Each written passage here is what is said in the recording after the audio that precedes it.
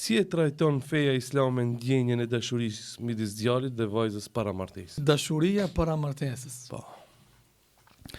Njëherë duhet ta kemi të qartë. A është gjuna me dash dikant? A është gjuna me u lidh me dikant?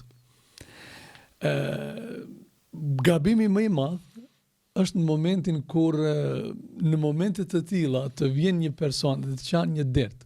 Jam dashuruar. Mu ka lidh zemra me një vajzë dhe një djalë. Gabimi ndodh në momentin kur ti tani e merr rolin e gjykatësit. Kush tini më dashuru? Pse e bën këtë gabim? Pse u lidhet i kështu? Nuk kam nevojë tash me më gjyku. Un kam gabu. Un jam tani në këtë fazë. Un jam duke luftuar me net të tëra pa gjumë. Një, se nuk e dija do të martohem.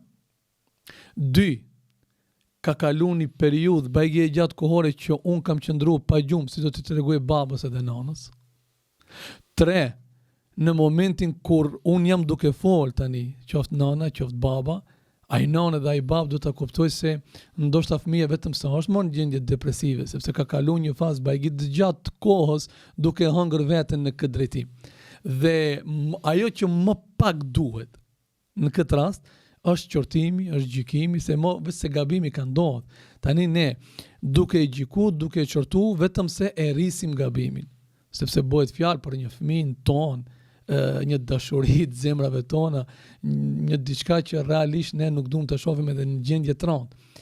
Çdo prind, qoftë nona, qoftë baba, duhet ta ketë qartë në momentin kur fëmia ka marrë guximin me ju tregu kjo mirësi. Kjo guxim kjo është si rezultat i edukatës që baba dhe nëna e ka dhënë atij fëmijës. Dhe nuk ka bën ndonjë gabim më të madh. Tani kur ka tregu, duhet me marr shumë qetë, shumë rahat, me ja bë me dije se nuk është diçka që realisht vajza e ka bën me ndonjë qëllim të caktuar. Të gjithë ne kemi qenë të ri. Është në natyrshmëri. Vajza kur ti në bilik, djali, kur ti bën do vjet, fillon të sheh, e jo me si që i ka pa në fëmiri, edhe nga bisedat që ka dëgju në shtëpi, vajza, që është një gabim shumë i madh, subhanallah, sepse ne ku gabojmë ne ku gabojmë, e arsjetojmë për veten tonë. Kur gabojmë fëmijët, mundohemi të mos arsjetojmë. Po ku gabojmë prindrit në këtë rast? Po një ambient që një vajzë rritet në çdo shërbim që e bën dhe ti thuhet Allah shpërbleft e Zotit të dhash një kismet të mirë. Ajo ala 12 vjet, 13 vjet, ti ja mbjell në kokë fëmijës duke i thënë biseda të tilla. Ai kupton për psikologjinë e asaj vajze sa e rëndë është kjo. Ose në emër të dhemshurisë. Në emër të dashurisë. Në një grua e kushis, ose ndonjë teze pak më në moshë, ndonjë hallë, ku i diun çfarë, një shërbim ja bën vajza 15 vjeçare, Allahu krejt mirat t'i dhash, po sa mdhimësish se je derës huj. A kupton ku është gabimi? Ti ja mbjell vajzës në kokë mendimin se ajo në shtëpinë që është e huj. Po futu pak në psikologjinë asaj vajzës së re. Çfarë mendon ajo? Si rritet ajo? Pastaj pse duhet t'i thush sa mdhimësish? Pse duhet me të dhimt? Ti vetë bën që ajo tjetë për të dhimt. Se e ke rrit në një ambient të atill që gjithë jetën e ke përmend fjalën e derës huj, pele ku ki me ra, pele si ka me trajtu, pele ku ka me shku, pele si... Subhanallah, janë të rënda këto. Dhe tani kjo vajzë që rritet në një ambient të tillë, tani mo duhet të delë dhe të filloj të shoh ku do të jetë dera e hujit, bëj përzgjedhje. Ta zgjedhë një derë të mirë. Ku do shkojë kjo dera e hujit? Si është kjo dera e hujit? Me çfarë njeriu do të ketë punë kjo, ngrata? Edhe tani do filloj të mendoj në klasë, do të shikoj çdo djalë do të shikoj, është ky i mirë për atë derën tjetër që do shkoj unë, është ky normal, a do duhet me shku me këtë, a do duhet me shku me këtë. Pastaj kur shkon në derën tjetër, edhe atje e derës huj. E huj, si e huj atje, e huj këtu. Vllau jem, a je musliman? Ti në çfarë je duke thonë? Po si ka mundësi këto biseda të bëhen në prezencën e një vajzës, e një bijes, që është gëzimi familjes. Unë shpesh herë thom, ende nuk kanë arrit kuptojnë dashurin e fëmijëve, prindrit të cilët janë të sprovuar që nuk kanë vajza. Po vajza është dashuri, vajza është gëzim në familje. Vajza është arsye që prindi me përfundon xhenet. Nuk tha i dërguari i Zotit, kush ka 2 djem, 3 djem, përmendi vajzat. Nuk tha i dërguari i Allahut, më i miri ndër ju është ai që është më i mirë me gruan e tij, përsëri tek vajza. Nuk tha me burrin. Nuk tha rastësisht i dërguari i Allahut, xhenetin e keni tek këmbët e nanës, 3 herë përmendi nanën. Përsëri do të thonë Islami e ngriti shumë vajzën. E ne e varrosim ato. Nuk është varrosja vetëm ajo që ka ndodhur në Mekë para ardhes së Islamit me varin për zgjalli. E din sa prindër plotësisht pajtohen pa vetdije, se asnjë prind nuk besoi që me vetdije mund ta lëndoj vajzën. Pa vetdije, me fjalët e tilla e bën që vajza të shkojë në gjumë dhe mos ta zonë gjumit tër natën. Sepse ajo gjithmonë a imagjinon një fëmijë i vogël, subhanallah, nga mosha 13-14 vjeçare duhet të mendoj se unë tani do vije një ditë edhe unë duhet të dal prej shtëpisë. Beson që kam pas raste kur fëmijët kanë filluar të çajnë dhe vajzat dhe kanë thënë nuk du të rritem? Pse nuk do të rritet? Sepse ashtu do me thënë ka fillu, ka menduar, është fillu shumë mendime se kur do duhet të rritet, duhet ndahet nga baba dhe nga nana. Ardhmëri e paqartë. Çdo gjë e ka kohën e vete. Absolutisht. Çdo gjë është në kohë. Fëmijës të vogël, që sa po ka dalë në dunjë, në qoftë se i jep biftek të haje, ai ke bën derë. Po jo është shumë shtrenjtë, është ushqimi i mirë, kushton. Jo, e ke mbyt. Po njëtë edhe fëmijë në një kohë që nuk është e përshtatshme për t'i fol, i ke dhënë diçka që nuk është koha e asaj që duhet ta akceptoj, ta marr, ta pranoj. Ti e ke mbyt. E ke mbyt sepse në këtë mënyrë ne shndrojmë fëmijë, vajza në robreshë. Si shndrohen në robresh? Po nëse ti i thuje derës huj, edhe ajo tani ku do shkojnë në derën e huj, edhe në qoftë se ai ti ballafaqohet në një familje ku nuk e mirë kuptojnë. Bën sabër nëna. Po sabër deri kur të bëj? Të më dhënoj edhe unë duhet të bëj sabër? Të më rehe edhe unë duhet të bëj sabër? Mos më japin të ha dhe të pi unë duhet të bëj sabër? Unë shndrohem në një shërbetore në atë shtëpi dhe unë duhet të bëj sabër? Po krejt burrat janë kështu. Dhe ti duhet të vazhdosh. Ne e dim sabrin deri ku duhet të jetë. E dim limitet, kufijt. Feja ku i ka përcaktuar dhe si i ka përcaktuar. Të gjitha janë të qarta.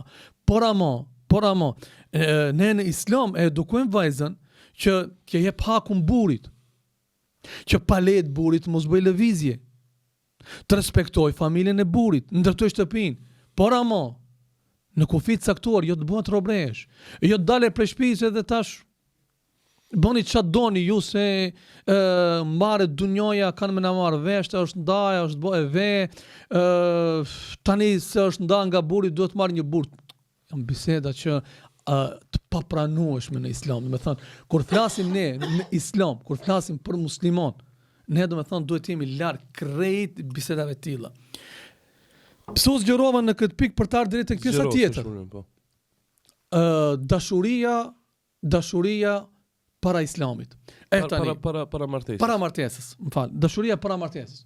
Si duhet me vepruar këtë drejtim? Shfrytëzoj nga rasti. Të këshilloj çdo të ri dhe çdo të re. Të jenë të kujdesshëm kujt i besojnë. Të jenë të kujdesshëm kujt zemrën ja dorëzojnë. Këshilloj çdo të ri dhe çdo të re që të kenë parasysh se në terren ka meshkuj të cilët mundohen me çdo kusht të përfitojnë diçka nga koha e vajzave. Po edhe e kundërta, edhe nga koha e djemve. Ka vajza që dëshirojnë të përfitojnë nga xhepi i djemve. Ka djem që dëshirojnë të përfitojnë nga trupi i vajzave. Pa e menduar rrezikun që vjen pas. Prandaj Islami na mëson që dashuria Dashuria të kurorzohet me martesë, por jo ti dorëzohet zemra para se ti të mos e kesh të qartë në kokën tënde çfarë do të bëhet me jetën tënde. Prandaj, çdo i ri dhe çdo e re, në momentin që të takon një djalë, në momentin që pëlqen një vajzë, në momentin që fillon të kuptoj se është duke rënë dashuri, urgjentisht, sa nuk është bërë vonë, duhet që të informoj familjen. Dhe çdo prind, në momentin që dëgjon se vajza dhe djali janë ullë më konsultu, njëherë duhet thunë elhamdulillah, kjo është nimet. Këshilla dhe edukata dhe insistimi im që kam bërë tek fëmijët e mi, pas ka pas një hajër, para se të bëhet vonë. Gjykim, përmendëm më herët, jo. Qortim, jo. Ullu dhe dëgjoje. Pasi ta dëgjojsh, veprimi tjetër i radhës, duhet jetë interesimi për familjen, kush janë, çka janë, si janë. Në të kaluarën, numri i ndarjeve dhe i shkurorzimeve nuk ka qenë sa është tash. Arsyeja ka qenë se në shoqërinë tonë, shqiptare, muslimane, ka qenë e njohur se për të marrë vajzën e dikujt, për ta çu vajzën tek ndonjë familje, nuk kanë pyet vetëm për baban, për nënën, që sot edhe kjo nuk ndodh. Kanë pyet edhe dajt pika i ka. Kanë pyet për tezet ku i ka, hallat ku i ka, çfarë familje janë, çfarë punojnë, me çfarë furnizohen, a punojnë haram. Rasten nga familja në të kaluarën, si i kanë trajtu gratë. Dhe ne e dim shumë mirë se në momentin që ne tolerojmë, në momentin që ne lejojmë që të ri dhe të rejet të vendosin për jetën e tyre, që në emër të emancipimit, në emër të ndryshimit të gjërave, ndryshimit të kohërave, tani më nuk pjet kush, jo, gabim. Nëse nuk pyet kush prej trive dhe trejave, prindi, dhe nëse nuk konsultohet për një vendim madhor të jetës së tyre, njeriu gabon një jetë në raste të veçanta, gabon për shembull kur zgjedh profesionin, se gjithë jetën duhet jetojë me atë profesion, dhe gabon në momentin kur zgjedh partnerin e jetës, se është bashkëudhëtari i jetës, dhe ja këtu njeriu duhet të interesohet ja ku tjetër ndonjë pas kësaj. Si lejon ti, domethënë ke taku një djalë dhe i ke bët gjitha bisedën nëpërmjet rrjeteve sociale dhe nuk e din se kush është, çka është, çfarë moshe ka, çfarë pune ka, të ka thonë 2-3 fjalë, je mashtruar, ka dërguar 2-3 fotografi, i ke besu ku e diun çfarë dhe pastaj gjitha këto. Në qoftë se fillimi është i gabuar, përfundimi mund të jetë fatal. E që të mos jetë përfundimi fatal, ne duhet me shumë kujdes. Fëmijët t'i edukojmë. Vajza e babës. Unë e di se do të pëlqejë dikush. Dhe kur i than Fudajli ibn Iyadit se djali jot është dashuru në një vajzë, çfarë tha ai? Nuk tha bela e madhu pas ka bë. Çfarë më ka gjetë mu? Tha elhamdulillah. Tha djali është në natyrshmërinë e pastër. Se do kemi probleme tjera në të ardhmen, Zoti mos na sprovojë, po. Më thon, mos vije puna do të shumë një djalë. Kjo është problemi. Mos vije puna deri në këtë pikë. E tash ka ardhe. Mirë, ka pëlqy. Të lutem bija e babës. Mos lejo të lidhesh shumë. Mos o hap shumë. Të interesohemi me babën kush është. Të pjesim kush është. Sepse ti me babën mund të fokusohesh tek pamja e djalit. Mund të fokusohesh tek vetura e djalit. Mund të ke pa një telefon të mirë. Mund të kishe pa një zinxhir në qafë. Këto nuk janë përcaktues të lumturisë të jetës tënde, të ardhmës tënde. Duhet të pjesim, duhet të interesohemi, të shohim çfarë familje ka. Pasuria me babën mund të humbe. Bukuria pas një kohe mund të humbe, të ndryshojnë, mos jetë ajo pamje që ti je dashuru. Mos me babën të gabosh, të lejosh. Me thënë, me një fjalë, shkurt dhe shqip, këshilloj të ri dhe të rejat, mos të gabojnë, të dashurohen para martesës. Mos të lejojnë, të besojnë dikujt para martesës. Një djalë, këtë me theks dëveçon duhet të përmendim. Një djalë i cili e ndryshon raportin me ty vajzë e dashur dhe nderuame. E ndryshon komunikimin me ty. Në momentin që ti ja përmend familjen, nuk ka hajër për ati djalit. Të lumtë. Mos lejo më shumë të zhytesh dhe të hish më thellë. Treguesi më i mirë që ky djalë nuk ka ndonjë lloj serioziteti në komunikimin që keni, është pikrisht fakti i ndryshimit të gjendjes ati në momentin kur përmend. Çfarë do lloj arsye është e pajustifikueshme. Jo kam baban, jo kam vllaun më të madh, jo kam një motor, jo nuk është koha. Mos të ka boje ndonjë vajzë ti besoje një mashkullit në momentin kur thot prit se hala nuk njihemi mirë. Po si prit se hala nuk njihemi mirë. Do me më shfryzu kompleta? Po, të bëhen bajgi do probleme, edhe tani pas një kohe ndalu se unë Kam tjera plane. kam tjera plane, nuk mund përshtatim, po mirë, nuk mund 2 vjet që më shkuan mu. 3 vjet që më shkuan mu. Po unë që, okej, ti ke tjera plane, po unë që i thura do ëndra në kokën time, këto kush mi pagun tash?